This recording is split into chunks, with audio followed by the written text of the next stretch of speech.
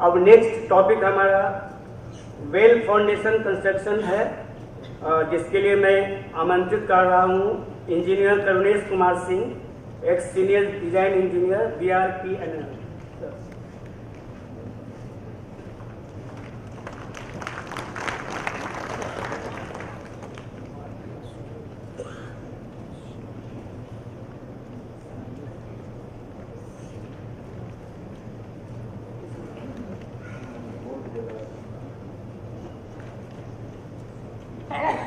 इनका प्रेजेंटेशन लगा दीजिए।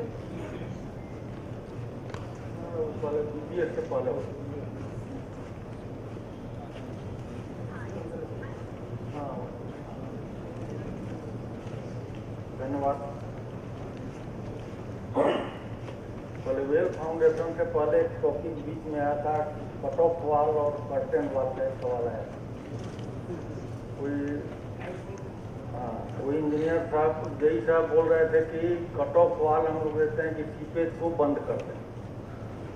सीपेज बंद करने के लिए कट ऑफ वाल नहीं लगाते हैं कि यदि सीपेज कंप्लीटली बंद कर दें तो हमारा अपलिफ्ट प्रेशर बढ़ जाएगा और इसके वजह से जो हमारा ओपन फाउंडेशन है उसका बेस स्लैब जो है उसमें क्रैक होने की संभावना बढ़ जाएगी।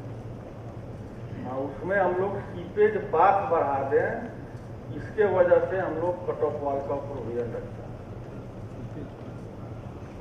कोई डाउट है? बोला जाए। और दूसरी चीज, कट ऑफ वाल और कर्टेन वाल दोनों एक ही चीज है। ब्रिज के सेंस में कट ऑफ वाल और कर्टेन वाल एक ही चीज को बोलते हैं, जो कि ओपन फाउंडेशन में हम अप स्ट्रीम और डाउन स्ट्रीम दोनों में लगाते हैं। अप स्ट्रीम में यदि हम 3 मीटर पर दे रहे हैं तो डाउन स्ट्रीम में वो डिस्टेंस 3 मीटर से ज़्यादा होगा, 5 मीटर होगा। अप स्ट्रीम में यदि मेरा 1.5 मीटर डेप्थ है तो डाउन स्ट्रीम में मेरा वो 2 मीटर या 2.5 मीटर डेप्थ रहेगा। ये हमारा जो सीपेज पाथ है नीचे से, जो कि नेचुरली हमको जाना चाहिए, हमारा पाइपिंग नहीं हो पाए, इसकी संभावना के लिए वो कट ऑफ वाल देता है। अब हम लोग आते हैं वेल फाउंडेशन पर। तो ब्रिज शुरू से ही जान रहे हैं कि ब्रिज का डिजाइन लाइफ 100 साल का होता है।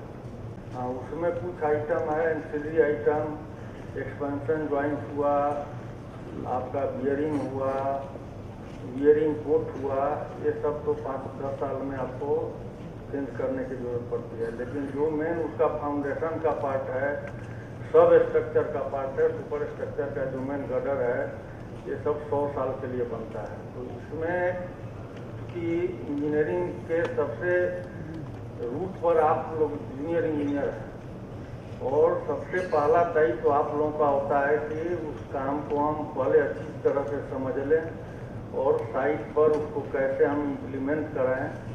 और खासकर वेल जो है, जो भी बड़ी बड़ी नदियां हैं जहां हमारा हेवी ब्रिज बन रहा है, लंबा स्पैन का ब्रिज बन रहा है, स्कावरिंग वहाँ ज़्यादा है, तो हम लोग वेल फाउंडेशन को प्रेफर करते हैं। वेल मतलब कुआं, और वहीं कुआं और इसका जो साइंस है बहुत ज़माने से हम लोग के यहाँ प्रयोग में आते रहा है। गांव में जो हम लोग कुआं बनाते थे सैकड़ों साल से, उसका जो टेक्नोलॉजी है वहीं वेल फाउंडेशन का टेक्नोलॉजी है। कुआं गांव में बनता था तो जामुन के लकड़ी का नीचे में हम लोग जमौट डाल देते थे, जिसको कि आजकल हम लोग कटिंग एज कहते हैं, और तब उसके ऊपर ब्रिक वर्क का जोड़ाई कर लिए, बीच से मट्टी निकाल लिए, फिर वो बैठ गया धरती के नीचे, फिर ऊपर से हम ब्रिक वर्क कर लिए, ऐसे करते करते उसको नीचे तक लेते चले जाते हैं। वही टेक्नोलॉजी आज वेल फाउंडेशन में हम लोग उपयोग कर रहे हैं। अब हम पहला ही चीज है, थोड़ा और ऊपर कीजिए।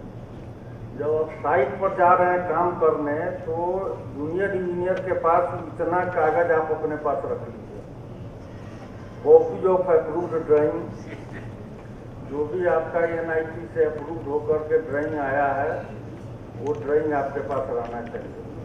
और ऊपर कर दो, अभिषेक बैठ को पत्थर और जो भी आपका काम होगा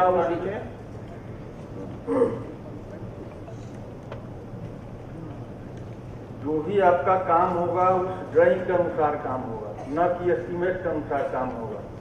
आप ही के RWD का मैं बेसा की तरफ से पुल का जांच करने गया था, जो डैमेज ब्रिज था, वहाँ पर पाइल फाउंडेशन की व्यवस्था थी। 18 मीटर एबटमेंट में था ड्राइंग के अनुसार डेप्थ, और 20 मीटर पियर में था। लेकिन एस्टीमेट में वो कंसल्टेंट ने 20 मीटर कर दिया था एबटमेंट भी, और 20 मीटर पियर का भी, और जूनियर इंजीनियर ने MD पर 20 मीटर चढ़ा दिया,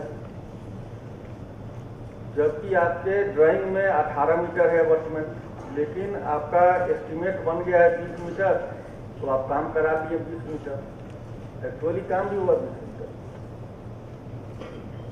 तो आप डिजाइन ये एस्टीमेट पर मत जाइए, मेन आप अपने एस्टीमेट में गड़बड़ी हो सकती है, उसको आप सुधार सकते हैं। लेकिन जो आपका NIT से अप्रूव ड्राइंग आया है उसके अनुसार आपको काम करना है। अब है कि GAT में खास करके आपका वेल फाउंडेशन जो आ रहा है, उसमें जो लेवल है उसको आप गौर से बढ़िया से समझ लीजिए। सबसे नीचे रहेगा आपका फाउंडिंग लेवल, FL लिखा हुआ रहता है।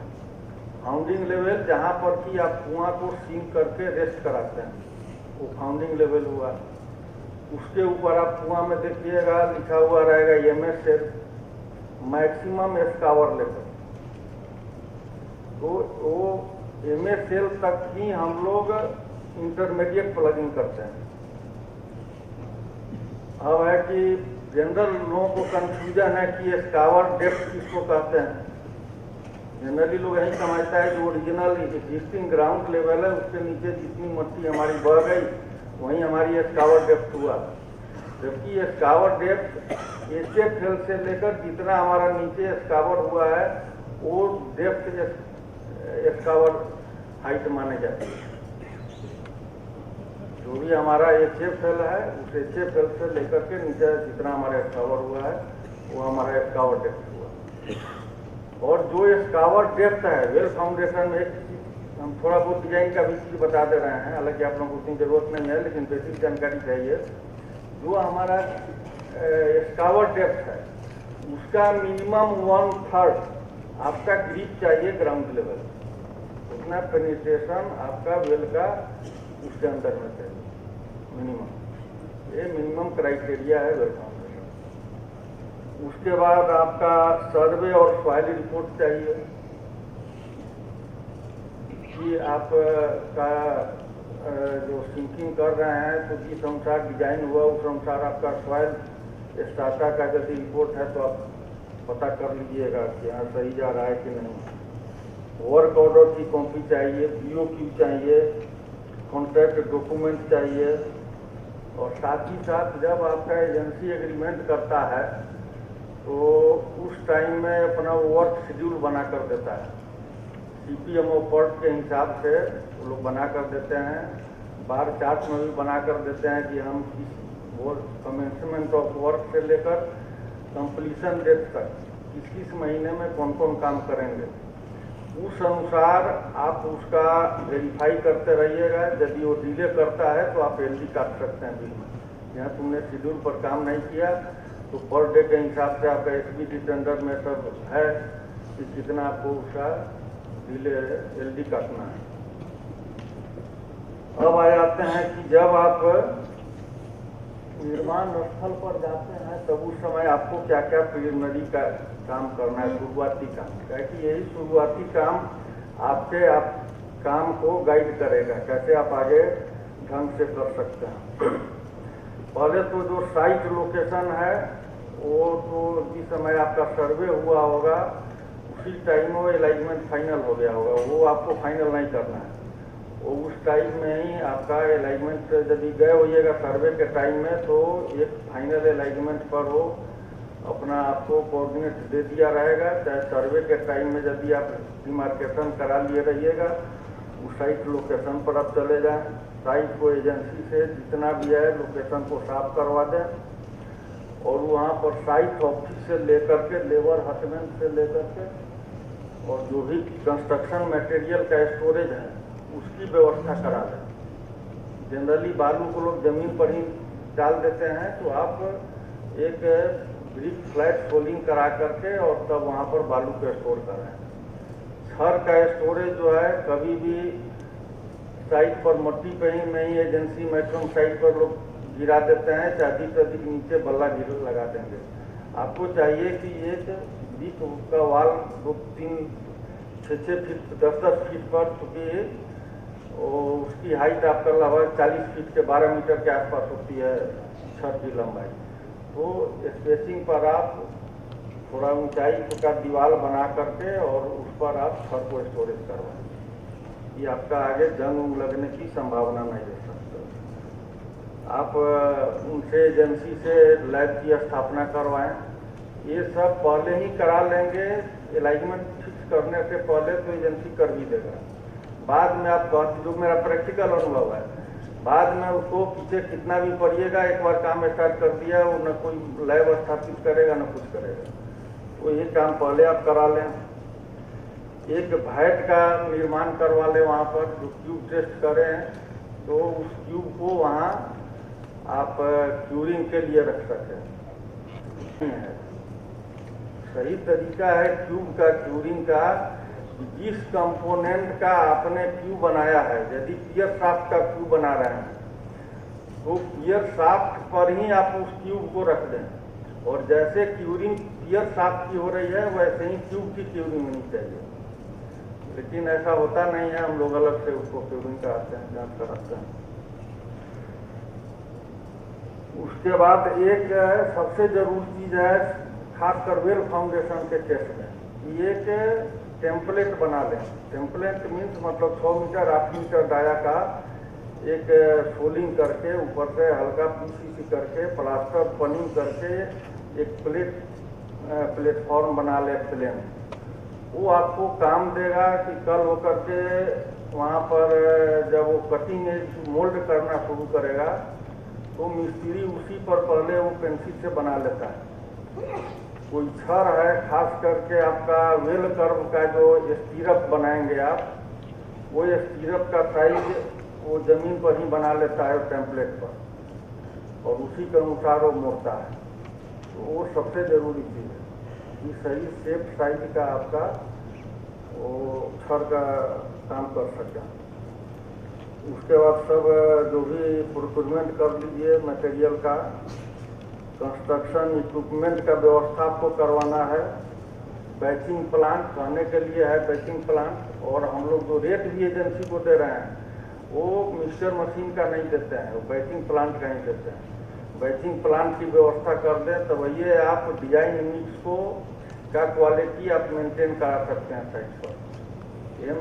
जनरली ब्रिज में आजकल M30 से नीचे का कोई कंक्रीटिंग नहीं होती है, तो बैचिंग प्लांट न तो आपका आजकल एजेक्स वाला आया है फ्लोरी, एजेक्स से भी काम कर सकते हैं कि क्या है कि बाई वेट ही वो सब मेजरमेंट करेगा और मिक्स भी करेगा और साइट पर ले जाकर बोर्डिंग भी कर देगा। वो भी कम से कम 4 क्यूबिक मीटर कैपेसिटी से कम का एजेक्स फ्लोरी मत रख पाइए। 2.5 क्यूबिक मीटर का भी होता है, लेकिन जनरली वेल फाउंडेशन के लिए आपको 4 का चाहिए। मिडिल वाइब्रेटर रखिए, फॉर्म वाइब्रेटर भी रखिए। फॉर्म वाइब्रेटर का जनरली फाउंडेशन में जरूरत नहीं पड़ेगा, लेकिन सुपर स्ट्रक्चर में वो बहुत फायदेमंद चीज रहता है। उसके बाद आप सिंकिंग करने के लिए क्रेन रखिए, और नहीं तो इंच मशीन रखिए। जैसे कल शाम को RWD के कहीं से हमारा मेरा नंबर मिला होगा, मुजफ्फरपुर में कोई काम चल रहा है, उन्होंने मुझसे सलाह लिया कि सर एक ऐसा साइट है जहाँ क्रेन नहीं जा सकती है और हमको वेल फाउंडेशन करना है, तो उसके लिए विंच मशीन का भी इस्तेमाल कर सकते हैं। विंच मशीन आप ट्रैक्टर पर के सहारे भी वहाँ ले जा सकते हैं, या विंच की जरूरत पड़ेगी जहाँ बीच धारा में आपको क्रेन ले जाना संभव नहीं है, वहाँ पर हम लोग विंच मशीन रखते हैं। विंच मशीन आप लोगों में से कोई देखे हैं? हैं, वो मैनुअली किनारे पर रखते हैं और जहाँ आपका कुआं है वहाँ पर एक प्लेटफॉर्म बना करके एक डेरिक बूम खड़ा कर देते हैं, उसी से ग्रैब लटका रहता है और उसी से हम लोग वो सिंकिंग करते हैं। तो जहाँ उस ढंग का आपका कंजेक्शन वाला इलाका हो, आपको क्रेन ले जाना संभव नहीं हो, वो विंच मशीन से आप वो सिंकिंग वाला काम कर सकते हैं। तो आप दोनों में या तो क्रेन रखिए या विंच मशीन रखिए। और जो हम लोग इंजीनियरिंग चीफ साहब ने मुझे बताया था, जनरली इंजीनियरिंग चीफ का प्रेजेंटेशन हम लोग अंग्रेजी में ही तैयार करते हैं, लेकिन सर का था कि ना भोजपुरी, हिंदी, मैथिली जिसमें मन हो आसान भाषा में समझाइए। इसीलिए हम कोशिश किए हैं कि आपका ये भी हमने हिंदी में ही, और जो साइट पर जिस शब्द का उपयोग होता है उसी को हमने इसमें रखा है। जैसे क्रेन के साथ ग्रैब लगा रहता है, लेकिन जो आपका मिस्त्री है वो उसको झाम बोलेगा। वो झाम बोल जा रहे हैं, कौन जा रहे हैं गेट पर? बैग नहीं करके जरा वापस बुलाइए गेट में। मैं देख रहा हूँ कुछ सीट खाली है, तो नजर है मेरी।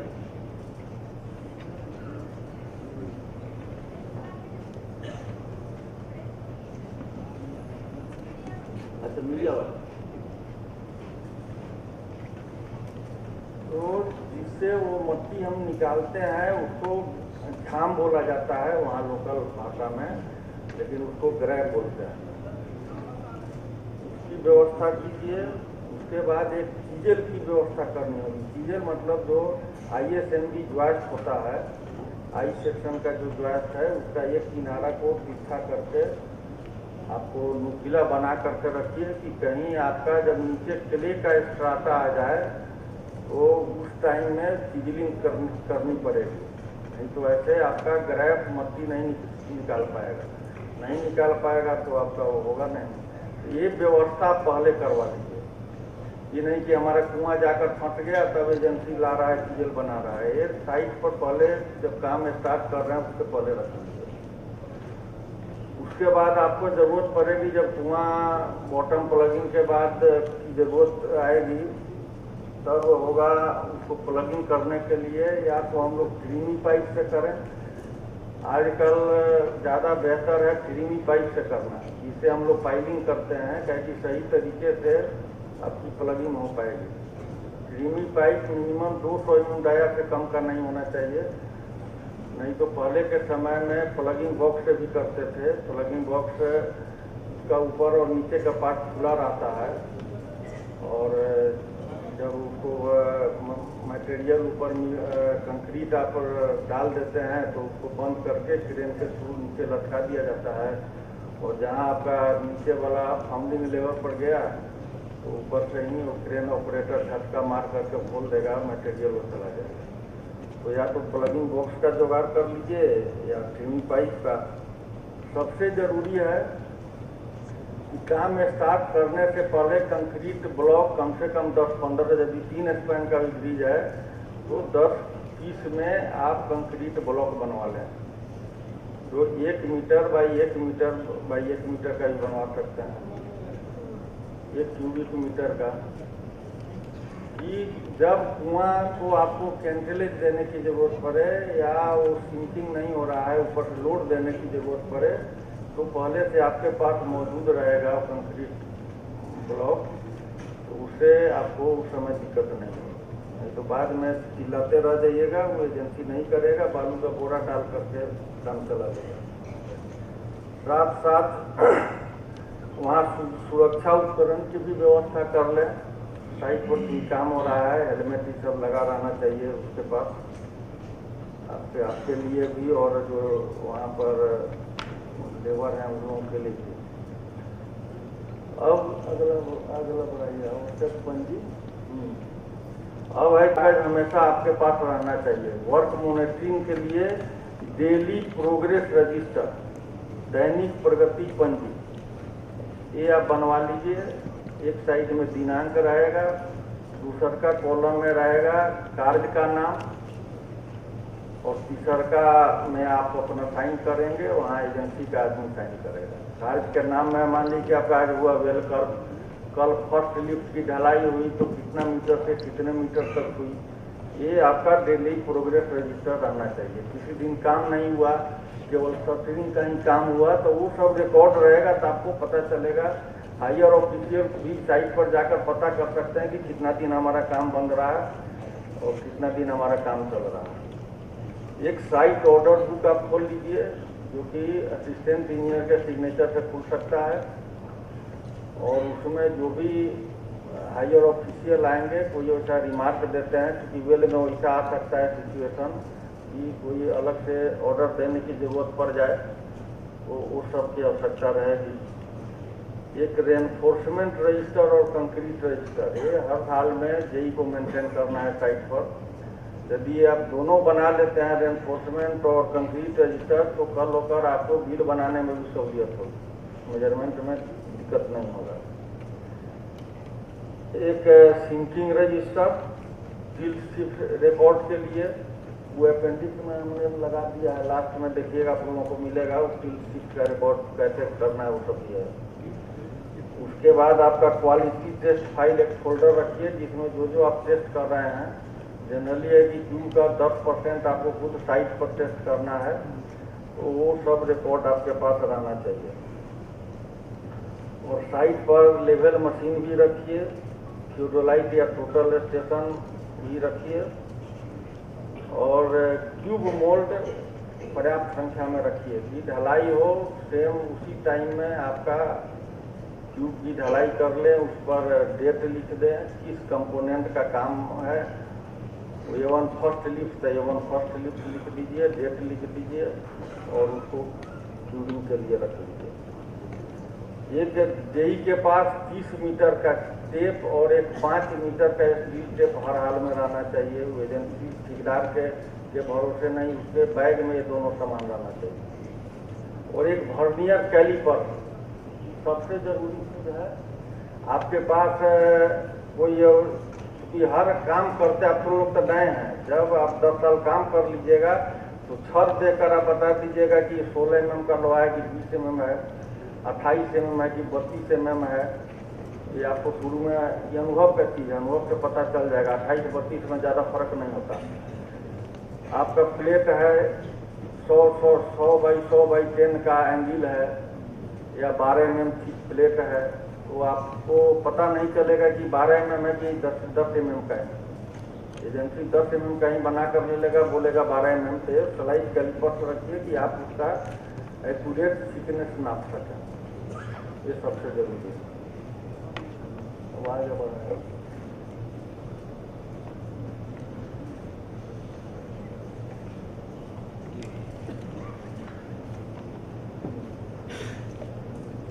अब है कि उसका जब आपको ड्राइंग मिल गया तो आपको लेआउट करना है। नीचे से इसका ड्राइंग भी होगा, आगे बढ़ा। हमेशा ये वर्कमैन से रखिए 30-25 मीटर दूरी पर। इसलिए जरूरी है कि कल सिंकिंग में यदि सैंड ब्लॉक का पोजीशन आ गया तो आपके आसपास का 10 मीटर तक के दायरा में वो मट्टी को अंदर खींच सकता है, तो आपका सेंटर लाइन डिस्टर्ब हो सकता है। इसलिए हमेशा 20 मीटर पीछे रखिए सेंटर लाइन, और कोशिश कीजिए कि उसके भी 1-2 और सेंटर लाइन पीछे रख लें कि एक हमारा डैमेज हो जाए तो दूसरा हमारा रहे। और उस दोनों सेंटर लाइन के मदद से आप ये वर्कमैन सबका जो पॉइंट है उस पॉइंट को फिक्स कर लीजिए।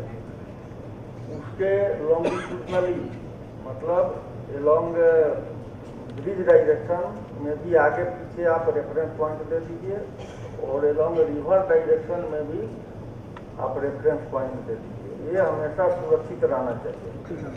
नदी के केस में आपका नदी में कोई पॉइंट सुरक्षित रहेगा नहीं, तो आप उसका कोऑर्डिनेट लेकर के नोट कर लीजिए कि बाद में भी जब आप उसका कुआं का काम करना हो तो वहाँ पर आप रेफरेंस पॉइंट के मदद से आपको शिफ्ट की जानकारी से हो जाएगी। क्योंकि हर लिफ्ट के सिंकिंग के बाद जब उसका आप थियोडोलाइट से चेक करेंगे, और वेल के केस में ये चेक करना सबसे जरूरी है। कुआं हमारा लिमिट के अंदर में जा रहा है कि नहीं जा रहा है। ऐसा न कि बाद में आप करें, इतना ज़्यादा शिफ्ट हो गया रहे कि आप उसको कंट्रोल नहीं कर सके, फिर या तो उसको एबंडन करना पड़ेगा, दूसरा कुआं लाना पड़ेगा, या फिर आगे रीडिजाइन की नौबत आ जाएगी वेल का। तो इसलिए ये रेफरेंस पिलर का होना सबसे जरूरी है। और दूसरा चीज़ की बगल में एक टीबीएम पॉइंट डाल दें, आप ऊपर दिखाया गया होगा, हाँ वो टीबीएम। ये जनरली पाइप में तो शुरुआते में आपको लेवल की जरूरत पड़ती है, यहाँ जरूरत पड़ेगी जब कुआं को आप प्लग करने लगेंगे कि आपका फाउंडिंग लेवल पर कुआं पहुंचा कि नहीं। तो टीबीएम आप पहले से फिक्स करके रखे रहें, वो जब कुआं को ले जा रहे हैं फाउंडिंग लेवल तक, जहाँ पर हम उसको छोड़ें वो इसी लेवल से आप चेक कीजिएगा। इसी से आपका बाकी सब लेवल होगा कि हमारा वेल कैप का क्या लेवल है, LWL हमारा क्या था, ये सब इतना चीज़ आपको नोट करके वहाँ साइड पर भी रखिए, और सबका रेफरेंस आप अपने डायरी में भी रखिए कि जो हमने रेफरेंस पिलर दिया है वो 20 मीटर पर है कि 21 मीटर पर है, आपके डायरी में नोट रहना चाहिए। यदि वो डिस्टर्ब भी हो जाता है तो कल होकर के आप उसको खुद कर सकते हैं। अब आइए ओरिजिनल वेल पर।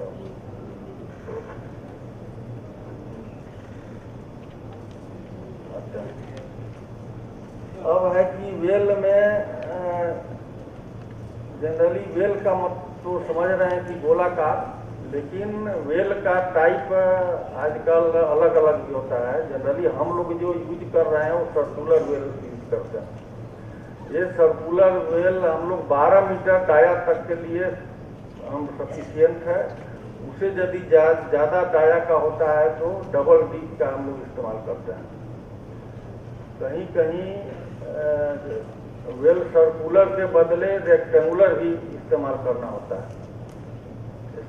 है, लेकिन रेक्टेंगुलर रेयर केस में एक सर हम लोग अरवल सहार वाला जो ब्रिज था, इसमें 2 वेल है वो सर्कुलर, ये रेक्टेंगुलर में डबल होल ग्रेड वाला ना, वो टोटल वेल सर्कुलर है, लेकिन वो 2 को लोग कर दिया है रेक्टेंगुलर। स्क्वायर नहीं, रेक्टेंगुलर, स्क्वायर भी कहिए रेक्टेंगुलर, वो रेक्टेंगुलर था अरवल सहार वाले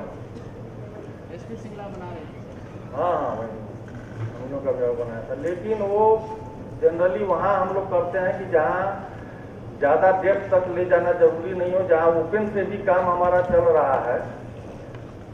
ये चीज़ हमने सवाल किया था, वो IT रूटी के आए थे, उन्हीं से हम कहे कि सर आखिर क्यों किया गया, तो उन्होंने यहीं कहीं किताब में सब चीज़ मिलता नहीं है।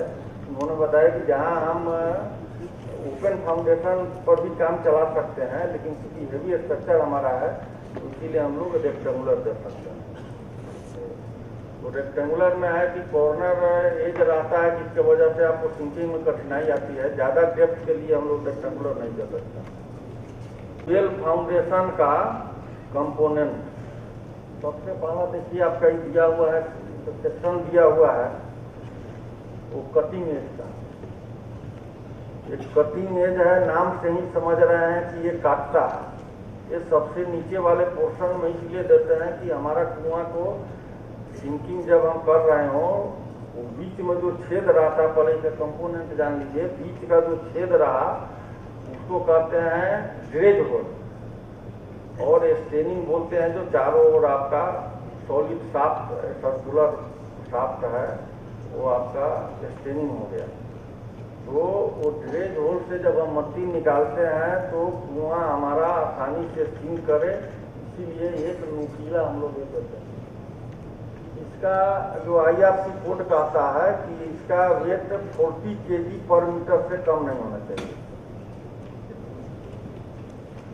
एंगल और प्लेट दोनों का मिला करके 40 kg से कम वेट नहीं होना चाहिए। तो जनरली हम लोग 2 एंगल दे देते हैं, जो बैक टू बैक है लगा हुआ, और पीछे में प्लेट से वेल्डेड रहता है।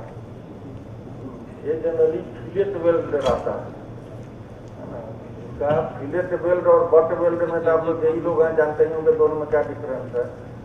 तो ये हम लोग फिलेट वेल्ड रहता है, कोई कोई कंसल्टेंट कहता है कि थ्रू आउट, जैसे इसमें दिया हुआ है 10 mm thick fillet weld through out, वो थ्रू आउट करना है। कहीं कहीं देता है 75 mm सेंटर टू सेंटर, तो 75 mm छोड़ करके भी आप कर सकते हैं।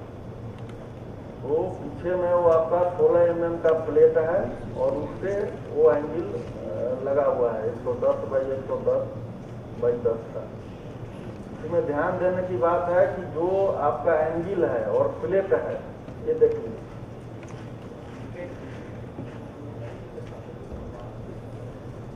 ये जो आपका एंगल है और ये प्लेट है, ये कभी भी बराबर लंबाई पर नहीं है। ये हमेशा चीजों में 10 mm का कहते हैं।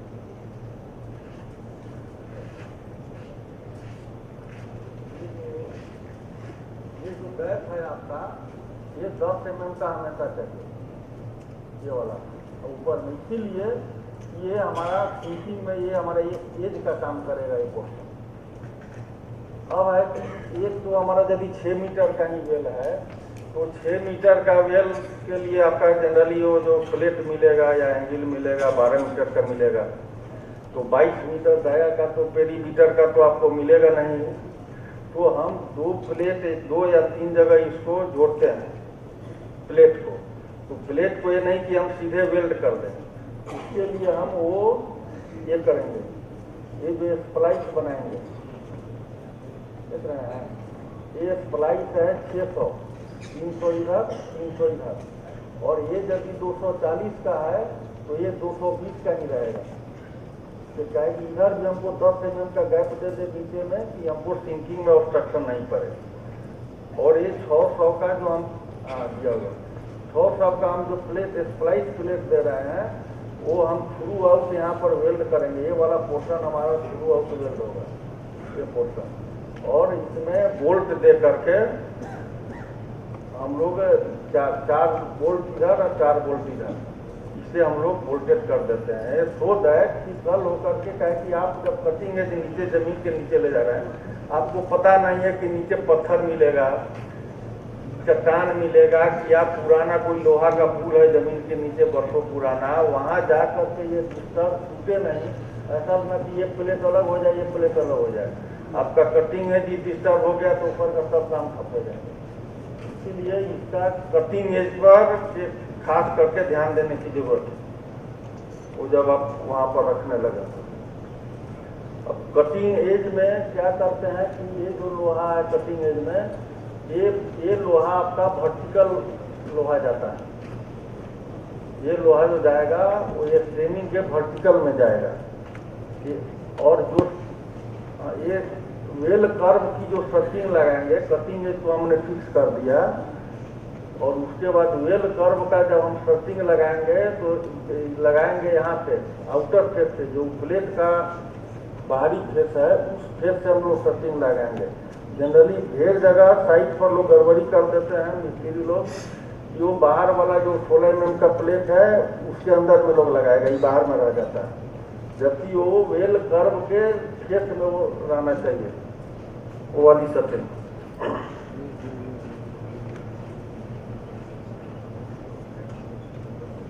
कटिंग एज तो समझ गए आप लोग।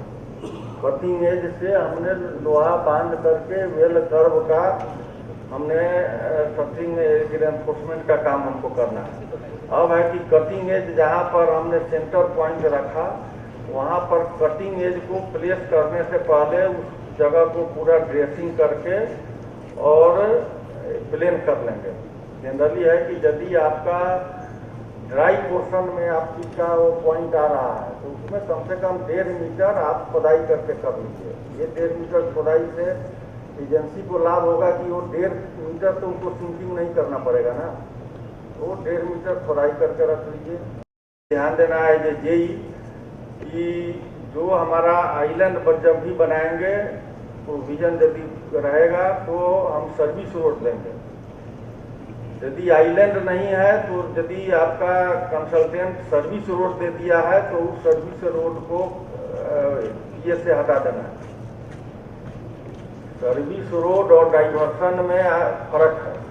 डाइवर्सन है कि आवागमन के लिए बन रहा है, और सर्विस रोड है कि जो कि आपके आइलैंड पर, टूरिस्ट आइलैंड पर आपको पहुंचने के लिए, आपकी मशीनरी को पहुंचने के लिए, लेबर को पहुंचने के लिए और सर्विस रोड का प्रोविजन किया जाता है।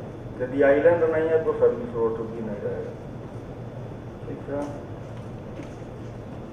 अब है कि उस जगह को हमने आइलैंड ही बनाए हुए हैं, तो आइलैंड में है कि मिनिमम जो वाटर लेवल है उससे 500 आधा मीटर ऊंचा उसका लेवल चाहिए आइलैंड का। उस जगह प्लेन करके बढ़िया से मट्टी को कंपैक्ट करके, और तब वहाँ पर आपको कटिंग एज रखना है। कटिंग एज सीधे जमीन पर नहीं रखना है, वो वुडन स्लीपर पर रखिए। वुडन स्लीपर पर इसलिए रखते हैं कि हमारा कटिंग एज शुरू में ही टिल्ट नहीं कर जाए। वेल में सबसे जरा बड़ा खतरा टिल्ट शिफ्ट का होता है, तो शुरुआत में ही आपको कटिंग एज को टिल्ट कर लिए तो फिर आगे सुधारना मुश्किल है। तो इसीलिए वेल कंपैक्टेड करके, लकड़ी का गुटका रख करके और उसके ऊपर से कटिंग एज रख करके तब आप शटरिंग करना शुरू कर दीजिए। शटरिंग पहले अंदर वाला शटरिंग लगाएगा, अंदर वाला शटरिंग लगा करके तब उसके बाद जितना भी रेनफोर्समेंट है उसकी बंधाई शुरू करेगा। वेल कर्व का रेनफोर्समेंट बहुत क्या कहते हैं, एक्यूरेसी से बांधना है। वेल कर्व का ड्राइंग आप लोगों में से समझे हैं, देखे हैं वेल कर्व का ड्राइंग? हाँ, तो उसमें मेन देखिएगा जितना वर्टिकल रेनफोर्समेंट होगा लगभग सेम नंबर में आपके स्टीरअप की संख्या रहती है। वो दोनों डिजाइनर जो उसी हिसाब से रखता है। ऐसे वेल कर्व का थंब रूल है एज पर डिजाइन की 72 kg पर क्यूबिक मीटर के हिसाब से उसमें रेनफोर्समेंट की व्यवस्था रहती है। तो उसमें जितना ज़्यादा लोहा नहीं रहता है, एक आपका एक स्टीरअप रहा, एक आपका हुक बार रहा जो चारों ओर से गोलाकार में रहता है, उसके बाद लिंक रहा, और एक एंकर बार रहा है। जो एंकर बार आपको एंगल से, पिछले वाला ड्राइंग में दिखाया गया था, आपके कटिंग एज के एंगल से वो वेल कर्व में घुसा रहता है वो एंकर करने के लिए। तो इस सबको बढ़िया से बंधवा दीजिए और उसके बाद उसका ढलाई करा लीजिए। यहाँ तक आप लोगों का कोई प्रश्न है? हाँ, इतना तक यदि कोई हो आप लोगों को नहीं तो यही क्वेश्चन करेंगे आपसे।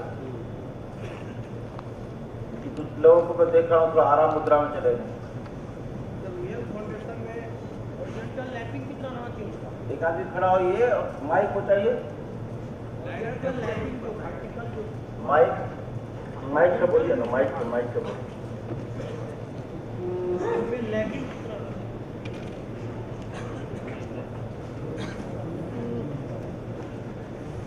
बोलिए ना। हॉरिजॉन्टल बार जो है, हाँ, उसमें लैपिंग कितना रहना चाहिए? 50D रहना चाहिए, क्या रहना चाहिए उसका? किस ओरिजेंटल बार में? जैसे वेल में जो छड़ जो बांधेंगे, वर्टिकल छड़ जो रहेगा। अभी तो वेल कर्व में हम लोग आए थे, वेल स्टेडिंग में नहीं आए थे। तो ठीक है, जिसको आप हॉरिजॉन्टल बार बोल रहे हैं ना, वो हॉरिजॉन्टल नहीं, उसको हुक बार बोलते हैं, क्योंकि वो हुक स्ट्रेस को ओवरकम करने के लिए दिया जाता है।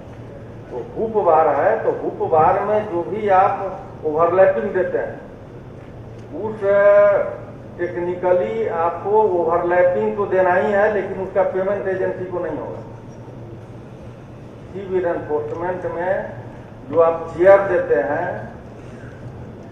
जो चेयर दे रहे हैं, चाहे स्पेशल बार दे रहे हैं, चाहे ओवरलैपिंग दे रहे हैं, वो वही सब को आपको हर हाल में देना है, लेकिन उसका पेमेंट नहीं होता।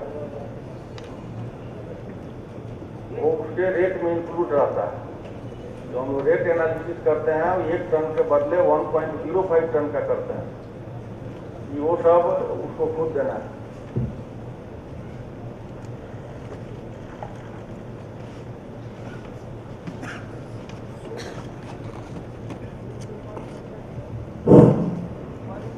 वेल फाउंडेशन जब हम खोदाई करते हैं, MS शीट का थिकनेस कितनी रहती है?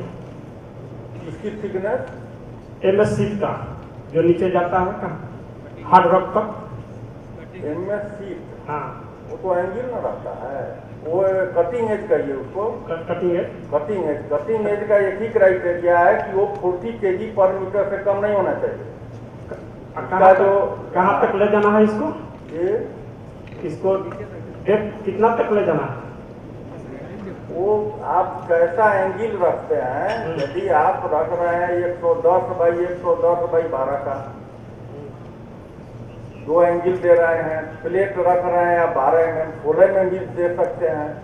आप देख लीजिए कि वो 40 kg से हमारा कम तो नहीं हो रहा, लेकिन प्रचलन में यही है कि 110 बाई 110 बाई 12 का एंगल और 16 mm का प्लेट, इसका वजन लगभग 58 kg पर मीटर आ जाता है। हाँ, ये बहुत ओवर शेप रहता है, इसलिए करता है। हाँ, EPC मोड वाले में है। हमसे आरा छपरा वाले ब्रिज में सिंगला बना रहा था, तो उसका एक्यूरेट 40 kg पर मीटर था, एक एंगल और एक प्लेट पर ही था वो। तो EPC मोड वाला एकदम एक्यूरेट कर देगा 40 kg। हम लोग सेफर रखते हैं। और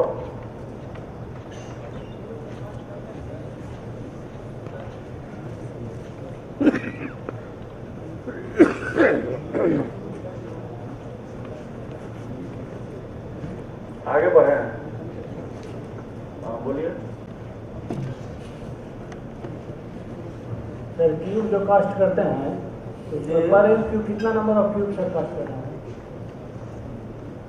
ऐसे एक कंपोनेंट का जो जनरल है कि एक लिफ्ट की आप ढलाई कर रहे हैं, तो उसमें मिनिमम आप 3 क्यूब कास्ट करेंगे। तो कितना क्यूब पर क्यूब सर होगा ना उससे? नहीं ये नहीं पूछ रहे हैं सर, वाइल फाउंडेशन भी बना रहे हैं, चाहे साफ का ढलाई कर रहे हैं। हाँ, तो पर क्यूब कितना क्यूब? पर एक कंपोनेंट का यदि आप फाइल का कर रहे हैं ना, तो एक कंपोनेंट का एक ही बार टेस्ट कराइएगा। एक बार ही कंटिन्यूएशन में आप ढलाई करा रहे हैं, जो आप कंटिन्यूएशन में एक कंपोनेंट का जो ढलाई करा रहे हैं उसका आप 3 सैंपल तैयार। 3 सैंपल एक पाइप कर रहे हैं तो उसका 3 सैंपल। हाँ, तो एक पाइप कर रहे हैं तो 3 सैंपल बना कर रखिए। ऐसे बाहर भेजना है तो 3 बाहर भेज दीजिए, 3 अपने आप साइट पर जांच करने के लिए रखिए। वो और डिटेल से आपके बता देंगे क्वालिटी वाले, आशुतोष जी बता देंगे कितना सैंपल रखना है। अब है कि जो आपने वेल कर्व की ढलाई कर ली, वेल कर्व की ढलाई करने के बाद है कि उसका आउटर सर्फिंग है 24 घंटे के अंदर वो खोल सकते हैं, लेकिन इनर जो होता है वो इंक्लाइंड रहता है। इनर 72 घंटे से पहले आपको नहीं खोलना है, और उसको 1 सप्ताह तक क्यू में रखिए। ठेकेदार कितना भी बेचैन करे कि ना हम सिंकिंग करेंगे, तो कम से कम 1 सप्ताह उसका क्यूरिंग करवा करके और मैनुअली उसका सिंकिंग कराइए। शुरू का जो वेल कर्व की सिंकिंग क्रेन से नहीं होगी, वो मैनुअली होगी। और जब आधा तक ढलाई हो जाए, आधा तक सिंक हो जाए या फुल सिंक हो जाए, तब आप मात्र ये फर्स्ट लिफ्ट 2 मीटर तक की ढलाई करेंगे। फर्स्ट लिफ्ट की ढलाई 2 मीटर से ज़्यादा नहीं करनी। और जब फर्स्ट लिफ्ट की क्या होगा, आगे बढ़ा दीजिए वेल स्टैंडिंग वाला। हाँ,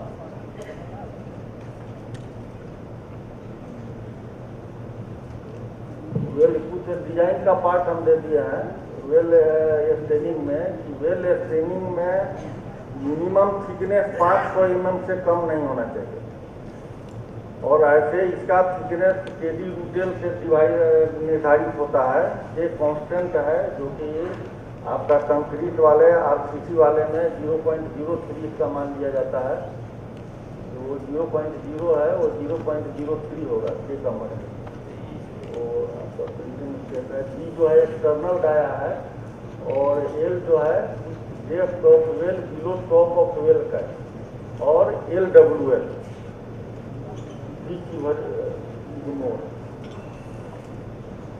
ये आपका रहेगा। वो वर्टिकल रेनफोर्समेंट मतलब जो आउटर में रहेगा वो shall not be less than 0.2% of the actual cross section area of staining. 0.2% से कम नहीं रहेगा। ऐसे मोटा मोटी आप चेक कर लीजिएगा, जनरली सब ज़्यादा ही देता है कंसल्टेंट, लेकिन एक बार इंजीनियर हैं आप तो एक बार वेरीफाई कर लीजिएगा। और टोटल वहीं जो रेनफोर्समेंट आएगा उसका आपका 1/3 जो होगा वो इनर फेस में लगता है। ये हो गया। उसके बाद ट्रांसवर्स, जिसको आप बोल रहे थे हॉरिजॉन्टल रेनफोर्समेंट, वही ट्रांसवर्स रेनफोर्समेंट है जो आउटर और इनर दोनों वर्टिकल में लगता है, आउटर फेस। तो फर्स्ट लिफ्ट का जो है वो कर देना है। अच्छा, इसका फर्स्ट लिफ्ट 2 मीटर तक ही करना है, लेकिन आगे जब भी हम कोई ढलाई करेंगे लिफ्ट का, तो यह हुआ है कि आगे की लिफ्ट की ऊंचाई आउटर डाया से ज़्यादा नहीं रखना। वेल यदि 6 मीटर डाया का है तो कभी भी हम 6 मीटर से ज़्यादा ऊंचा एक बार में स्टेनिंग नहीं डालेंगे। वो जब सिंकिंग हो जाएगा उसके बाद ही हम ये करेंगे।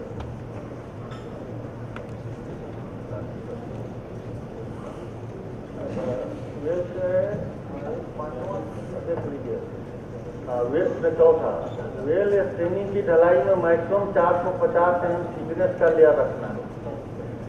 एक बार ये नहीं कि एक साइड में आपका ढलाई पूरा डाल दिया, ऊंचा कर दिया स्टेनिंग, अगला में 1 इंच भी मसाला नहीं है। वो चारों ओर से बराबर 450 का लेयर लेकर ढलाई करनी है। इससे लाभ ये होता है कि वो अनइक्वल लोडिंग नहीं होगा, कुआं का टिल्ट होने की संभावना नहीं है। और वेल के स्टेनिंग के फेस के अलाइनमेंट में ही आगे की सर्टिंग लगानी है। ये हमारा है कि जनरली आप देखिएगा कि यदि आप साइट विजिट नहीं कर रहे हैं और कुआं यदि आपका टेढ़ा हो गया ऐसे, तो आपका मिस्त्री जो जाएगा वो यहाँ से सीधा लगा देगा सर्टिंग, समझ रहे हैं ना, ऐसे सीधा लगा देगा। तो कल होकर के कुआं कितना कोशिश कीजिएगा वो सिंकिंग नहीं होगा। यदि फेस आपका इस फेस में जा रहा है तो आपका सटरिंग भी इसी फेस में, यदि आप मजबूरी है कि आगे हमको फिर कैंटिलेज दे करके कुआं को सीधा करना है, तो जिस फेस में आपका वेल का सटरिंग है, क्या कहते हैं, वेल का स्टेनिंग का फेस है, उसी फेस में अगला लिफ्ट की सटरिंग लगानी है। ये नहीं कि उसको एकदम 90 डिग्री पर वर्टिकल लगा देना है। आप नहीं जाइएगा तो मिस्त्री लगा कर वैसे ही कर देगा।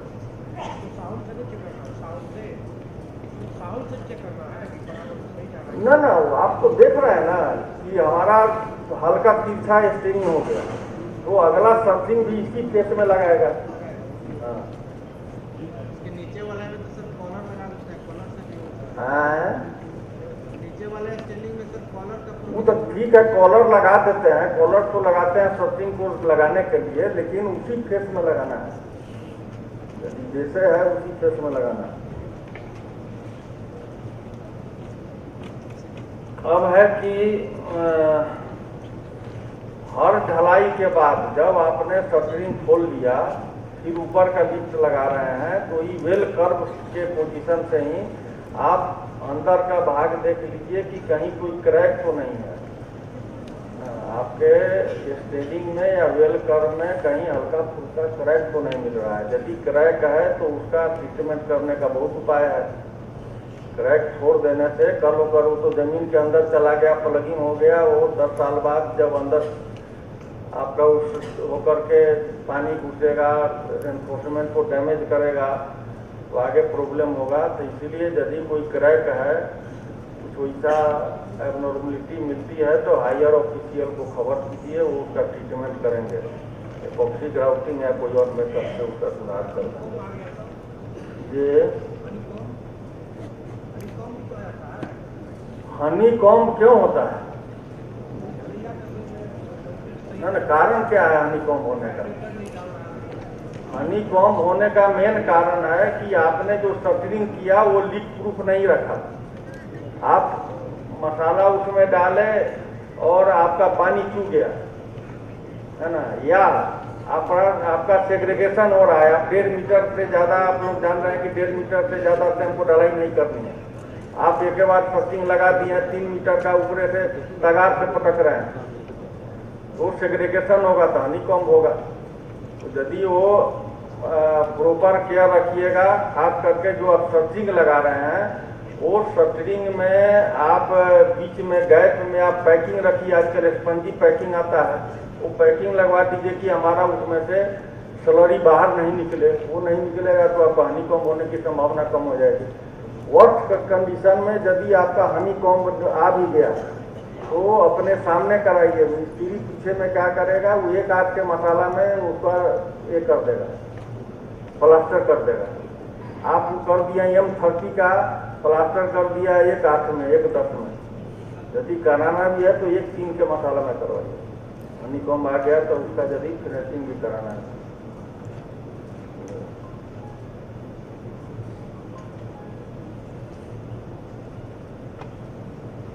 अब है कि जब हम ये कर दिए, थिंकिंग में ध्यान देने योग्य बात है।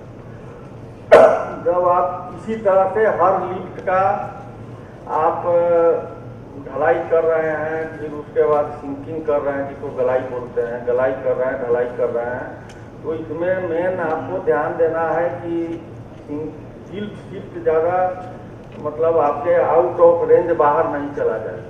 इस पर आपको शुरू से ही ध्यान देना होगा। तो इसमें है कि जब सिंकिंग आपका एजेंसी आ रहा है तो केवल एक क्रेन और प्रैक्टिकल चीज मैं बता रहा हूँ कि कहीं किताब में नहीं मिलेगा।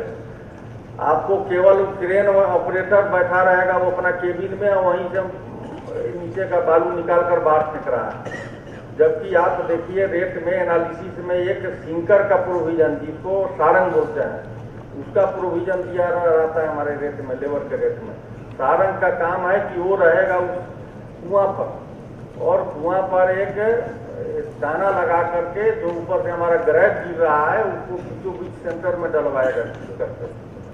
या यदि हमारा कुआं हल्का टिल्ट होना शुरू हो गया तो टिल्ट में जो प्लेन हमारा हायर रहता है उसको टिल्टेड प्लेन कहते हैं। तो टिल्टेड प्लेन के साइड से वो पहले मट्टी निकाल करके कोशिश करेगा सीधा कर। तो एक सिंकर को रखिए, सिंकिंग में ग्रैब हमेशा वेल के बीच में डाल करके एक्सकवेशन करना है। डिवाटरिंग को अवॉइड करना है। किसी कंडीशन में डिवाटरिंग मत कराइए। डिवाटरिंग कराइएगा तो वहीं सैंड ब्लो का चांस हो जाएगा। डिवाटरिंग करेंगे तो वो जो ये हो जाएगा, क्या कहते हैं, नीचे का फिल्ट प्रेशर के बगल से अगल बगल का सैंडी, यदि वो सैंडी स्टार्टा है तो बगल की मिट्टी आकर चली जाएगी अंदर। जितना भी आप निकालते रहिएगा अगल बगल की मिट्टी आती रहेगी, कुआं नीचे जा नहीं पाएगा और बगल का वो ये हो जाएगा। अगल बगल का यदि कोई स्ट्रक्चर है वो सब भी आपको बैठा देगा। तो डिवाटरिंग नॉर्मली अवॉइड करना है। और जो भी मिट्टी आप निकाल रहे हैं उसको आपको एक साइड में डंप करके नहीं रखना है। डंप करके रखेंगे तो आपका टिल्ट होने की संभावना बढ़ जाएगी। एक साइड पर टिल्ट शिफ्ट रजिस्टर रखना है और ऊपर वाले टिल्ट शिफ्ट रजिस्टर रखना है, जिसमें कि आपको हर लिफ्ट के बाद आपको टिल्ट और शिफ्ट का रिकॉर्ड आपको चेक करना है। ये हमारा शिफ्ट 150 से कम है होना चाहिए और टिल्ट जो है 1/80 से ज़्यादा नहीं। यदि आपका अलाउएबल से हल्का बढ़ना शुरू हो गया तो आपके पास है व्यवस्था है, उसके रेट में दिया रहता है, कैंटिलेज का रेट मिला रहता है एजेंसी को। कैंटिलेज की मतलब कैंटिलेज मीन्स कैंटिलीवर लोडिंग। इधर में टिल्टेड है, उधर में आप ज्वाइंट दे करके लोडिंग दे करके, जिसके लिए हम लोग ब्लॉक बनवा कर पहले से रखे हैं साइड पर, वो लोडिंग दे करके हम लोग सीधा करते हैं। अब है कि फाउंडिंग लेवल तक हमारा कुआं चला गया तो आप उसको जांच कर लें। यदि 30 मीटर का कुआं है तो 30 मीटर तक आपने रस्सी गिरा करके टेस्ट कर लें कि यहाँ एक्चुअली उतना तक हमारा कुआं गया है कि नहीं गया है। उसके बाद वहाँ की मिट्टी आप निकाल करके आप अपने लैब में भिजवा दीजिए। वो डिजाइनर जितने फाइल पर वो डिजाइन किया है उस ढंग का यदि मिट्टी मिल जा रही है तो आप वो हम इसमें दिए हैं लास्ट में वो टिल्ट शिफ्ट रिपोर्ट बना करके हायर ऑफिशियल से आप उसका प्लगिंग आदेश ले करके प्लगिंग कर दीजिए। प्लगिंग करने का पहले हमको सम्प बनाना होता है। सम्प जो है वो की का काम करता है, नीचे लॉकिंग का काम करता है। वो कभी भी वो प्लगिंग का डेप्थ जो है आउटर डाया ऑफ वेल के 6 मीटर से कम नहीं होना चाहिए। D/6 से कम का सम्प नहीं बनना चाहिए। उसके बाद हम लोग बॉटम प्लगिंग किए। बॉटम प्लगिंग का प्रोसेस कभी भी लगातार होना चाहिए, इसीलिए जब भी आप काम कराएं 2-3 लेबर गैंग रखें कि आप कंटिन्यूएशन में कराइए, नहीं तो बीच में छोड़ देंगे। आप 3 घंटा छोड़कर, प्रैक्टिकल अनुभव मैं बता रहा हूँ, आप 3 घंटा छोड़ करके जा करके बाद में डेप्थ नापिए, वो आपका ऊपर आधा मीटर ऊपर अपलिफ्ट प्रेशर के वजह से ऊपर चला गया रहेगा, फेल कर जाएगा प्लगिंग। तो हमेशा ध्यान रखिए कि प्लगिंग जब भी हो कंटिन्यूएशन में हो।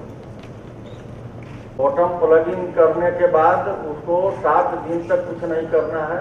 7 दिन बाद यदि आपके डिजाइन में है सैंड फिलिंग का, तो सैंड फिलिंग करा लीजिए और उसके बाद तब हमको इंटरमीडिएट प्लगिंग करा देना है। ये केस आ सकता है। ये क्या है, वॉल्यूम ऑफ, जब मेजरमेंट करेंगे ये फार्मूला नोट कर लीजिए। ये कोई कंसल्टेंट आपको बनाकर नहीं देगा सही क्वांटिटी सम्प का निकालने का। इस फार्मूला से वॉल्यूम ऑफ सम्प आपको बीच का क्वांटिटी आप निकाल ही लेंगे। जो वेल कर्व के अंदर का पार्ट है, ड्रेज होल का पोर्शन है, लेकिन जो नीचे सम्प बनता है वो क्वांटिटी आप इसे निकाल लीजिएगा। एक्यूरेट क्वांटिटी ये आपका रहेगा वॉल्यूम ऑफ सम्प का। ये क्वांटिटी सम्प की क्वांटिटी या प्लस आपका बीच का जो ड्रेज होल का क्वांटिटी और साथ साथ वेल कर्व के 300 ज़्यादा हमको बॉटम प्लगिंग करना है, वो टोटल क्वांटिटी और बॉटम प्लगिंग हो जाएगी। ये कहा है कि यदि आपका कुआं ठीक है, हम लोग ऐसा कंडीशन आ सकता है कि यदि जैसे पाइल के केस में है कि यदि हमारा पाइल रॉक पर आ रहा है, तो रॉक पर है तो हमको है कि यदि सॉफ्ट रॉक है तो हमको 1.5 मीटर इम्बेडेड करना है पाइल को सॉफ्ट रॉक में। यदि हार्ड रॉक है तो हमको 600 कम से कम उसमें इम्बेडेड करना है। लेकिन वेल के केस में यदि हमारा सॉफ्ट रॉक आता है तो 600 mm का हमको उसमें ये बनना चाहिए, सम्प बनना चाहिए, और हार्ड रॉक में 300 mm का। लेकिन इसका डाया ऑफ सम्प जो रहेगा वो 1.5 से 2 मीटर तक रहेगा। इतना आपको सम्प बना करके 6 नंबर 25 mm का डोवेल बार दे करके और तब आपको उसको एंकरेज कर देना है।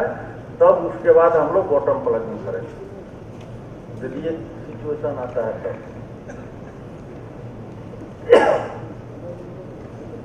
अब आगे बढ़िए।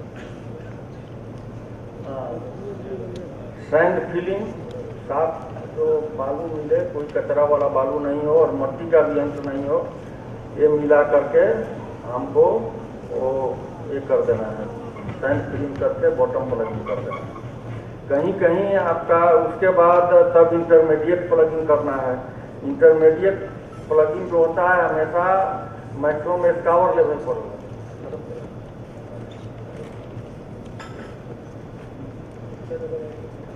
हम लोग बहुत समझाना तो समझाएंगे। बॉटम प्लगिंग के बाद अब एक सवाल आ सकता है कि आखिर कहीं कहीं हम टॉप प्लगिंग करते हैं, कहीं इंटरमीडिएट प्लगिंग करते हैं, क्यों करना पड़ता है? वो जहाँ स्कावर कम है, जनरली अबटमेंट में देखते ही है कि स्कावर कम होता है तो इसीलिए वहाँ टॉप प्लगिंग करते हैं। और जहाँ स्कावर ज़्यादा है तो स्कावर के नीचे जो ऊपर में तो खाली हो गया, उतना डेप्थ आ गया, नीचे में हमारा टैंक क्या कहते हैं इसका पोजीशन है, चारों सैंड का पोजीशन है, वो हुक पे स्ट्रेस पैदा कर रहा है, उसी को काउंटर करने के लिए अंदर में हम लोग सैंड फिलिंग कर देते हैं। उसके बाद फिर टॉप प्लगिंग जहाँ हुआ वहाँ कर दिए। उसके बाद वेल कैप की ढलाई कर दिए, वेल कैप का लोहा बांध करके उसकी वेल कैप में भी कोशिश करना है कि वो कंटिन्यूएशन में ढलाई होगी वेल कैप का। वेल कैप की भी ढलाई आप कंटिन्यूएशन में करेंगे। लास्ट में, सबसे लास्ट में आपको दिए होंगे, क्योंकि आपको जानना जरूरी है वो चार्ट दिए हुए हैं, IRC का चार्ट है कि यदि ये आपका एजेंसी का को दंड देने के लिए है कि यदि आपका टिल्ट जो है वो 180 से ज़्यादा हो रहा है, 160 तक आ रहा है, सबसे लास्ट मिलेगा, तो आपको सिंकिंग में 5% की कटौती करनी है एजेंसी से। यदि वह 160 से 150 तक आता है तो आपको 10% काटना है। और आगे बढ़ाइए, आगे बढ़ाइए। का है ये आपका सिंकिंग का है चार्ट, रजिस्टर कीजिएगा और ऊपर बढ़िए और ऊपर, हाँ ये देखिए फीडिंग द साइड पर घुमा दीजिए और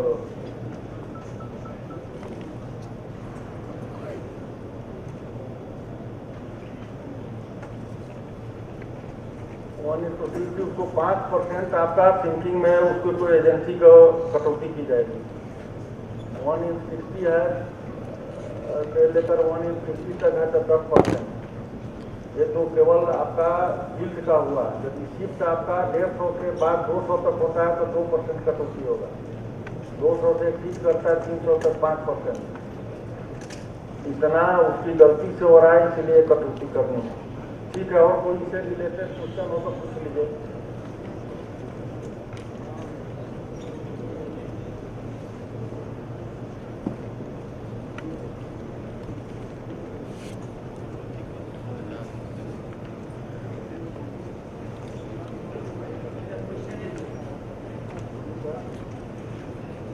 और किन्हीं का क्वेश्चन है इससे रिलेटेड आप पूछ सकते हैं।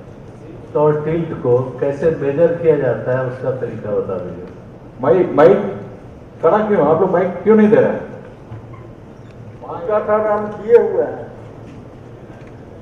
वो चार्ट हम किए हुए हैं। शिफ्ट तो आसान है, शिफ्ट तो है कि आप ट्यूबलाइट दोनों रेफरेंस पॉइंट पर लगाइए और आप पहले से वो सेंटर टू सेंटर डिस्टेंस रखे हुए हैं, तो वहाँ पर जा करके आप वो देख लीजिए कि उसे वो रिवर्स डायरेक्शन में आपका शिफ्ट हुआ है कि लॉन्ग ब्रिज डायरेक्शन में शिफ्ट हुआ है। वो जितना हुआ है ओरिजिनल आपका दोनों रेफरेंस पॉइंट तो है ही सर आपके पास, उससे कितना बाएं दाएं आगे पीछे भी रेफरेंस है। सेंटर से पहले से हमारा नपा हुआ है 20 मीटर, हमारा 20.15 आ गया, इसका मतलब हमारा ये सर प्लग को एक बार और डिफाइन कर दिया जाए। जी सर, प्लगिंग कैसे करेंगे? प्लगिंग जी, प्लगिंग में तो पहले जो हमारा फाउंडिंग लेवल जहाँ है उस फाउंडिंग लेवल तक हमने सीन करके उस कुआं को ले गए, ले जा करके वहाँ का मट्टी ले करके लैब में हमने टेस्ट करा लिया। उसका जांच हम कर लिए कि वो कुआं हमारा परमिसिबल टिल्ट शिफ्ट के अंदर में है कि नहीं है। यदि ये सब पैरामीटर सही है तब आप वहाँ पहला काम कीजिए कि सम्प बनाइए। सम्प जो है जितना डाया है वेल कर्व का डाया, वेल कर्व का डाया हमेशा वेल स्ट्रीमिंग के डाया से 150 mm ज़्यादा होता है। तो वेल उस डाया के छठा हिस्सा यदि वो 6 मीटर का वेल है तो 6.15 वेल कर्व हुआ, उसका छठा भाग 1.2 आएगा। उतना आपने सम्प बना लिया, नीचे मट्टी निकाल करके। वो जब सम्प बन गया तब आप धीमी पाइप से कंटिन्यूअस प्लगिंग करना शुरू किए। तरीका है कि जो प्रैक्टिकल मैं बता रहा हूँ जांचने का, यदि आपका 30 मीटर का ये है वेल कर्व से लेकर के स्टेनिंग टॉप है और 1 मीटर का आपने सम्प बनाया, एक रस्सी लीजिए, उसमें 31 मीटर पर आप एक निशान लगा दीजिए। अब है कि जब हमारा 2 मीटर सपोज कीजिए कि वेल कर्व है और 1 मीटर ये है, 3 मीटर हमको भरना चाहिए, 3 मीटर और उसके ऊपर वेल कर्व से 300 और 3 मीटर 300, तो जो सबसे लास्ट धागा लगाए हैं उसके 3 मीटर 300 नीचे भी एक निशान लगा दीजिए। प्लगिंग शुरू कीजिए। जब आप देखिए कि स्टेनिंग का टॉप नीचे वाले पर आ गया, इसका मतलब हमको 3 मीटर 300 ढलाई पूरी हो गई, छोड़ दीजिए। वेल फाउंडेशन का बीबीएस थोड़ा बता दिया जाए सर। वेल फाउंडेशन का बीबीएस टाइम नहीं है मेरे पास और लोगों को बोलना। सर वेल फाउंडेशन में सर 600 बाई 600 जो कटिंग हुआ था सर पहले वाले स्लाइड में प्लेट का सर पहले कटिंग 600 बाई 600 का डिजाइन हुआ सर। क्या कह रहे हैं? प्लेट का कटिंग एज का? जी सर। कटिंग एज का तो वही एंगल और प्लेट के माध्यम से बनता है। तो आप पहले एक प्लेट जो है, प्लेट जो जितना आपके डिजाइन में दिया हुआ है, आपको हम दिखाए भी थे शुरू में जो उसका दिया गया था जैसा, तो दो एंगल को फिलेट वेल्ड द्वारा उसको वेल्ड कर देना है। उसके बाद प्लेट को ये कर देना है और उसमें जितना यदि आउटर वर्टिकल में 50-100 लोहा है तो 100 जगह उसको होल कर देना है। यदि 20 mm का लोहा है तो 2 mm ज़्यादा 22 mm का ये कर दीजिए, होल कर दीजिए। एक जरूरी बात बताना मैं भूल गया था कि जो कटिंग एज में आप लोहा लगाएंगे, जनरली साइड पर करता क्या है कि उस लोहा को कटिंग एज से वेल्ड कर देता है। वो वेल्ड नहीं करना है, उसको थ्रेडिंग करके ऊपर वाशर, नीचे वाशर और ऊपर भी नट, नीचे भी नट, वो लगा करके कट करके वर्टिकल खड़ा करना है कटिंग एज। ठीक है, धन्यवाद।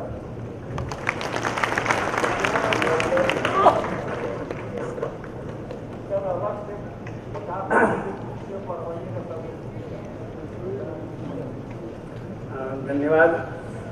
अभी आप लोग वेल फाउंडेशन का प्रैक्टिकल अप्रोच इनके द्वारा आप लोगों को बताया गया, और जब आप एक काम अपने से करेंगे जो इनके द्वारा प्रैक्टिकल अप्रोच बताया गया है यूज करेंगे तो परफेक्शन में आप लोग आ जाएंगे। बेसिक आइडियाज है कि इसका कंपोनेंट्स पहले जानकारी रहना चाहिए कि स्टीलिंग वॉल क्या है, कर्व क्या है, कैसे उसको जो है हम लोग जो है सिंक कराते हैं, और जो प्रॉब्लम्स आता है उस समय कैसे इसको हम लोग टिल्ट और शिफ्ट जो है एडजस्ट करते हैं, इसके विषय में इनके द्वारा अच्छे से बताया गया। तो अब नेक्स्ट जो टॉपिक है हमारा